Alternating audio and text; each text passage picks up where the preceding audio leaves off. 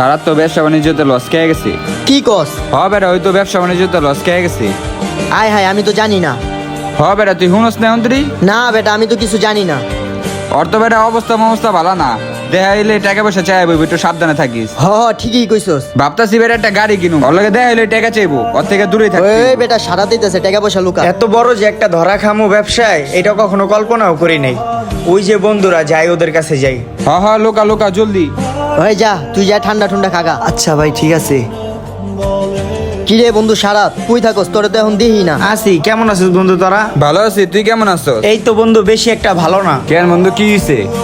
কেন জানোস না, ব্যবসা বাণিজ্যতে ধরা খাইছি। শুনছিলাম তো 1 কোটি টাকার মতন ধরা খাইছিস। প্রায় 1 কোটি টাকার মতো ধরা খাইছি, বুঝছস? কেমনে কি হইলো? জানি না, কপালে ছিল। এখন আম্মু এই ধরার কথা শুন না, আম্মু তো স্ট্রোক করছে। এখন তার চিকিৎসার জন্য ইমার্জেন্সি আমার 50,000 টাকা দরকার। তোদের কাছে 50,000 টাকা থাকলে আমার দে না। না রে বন্ধু, আমার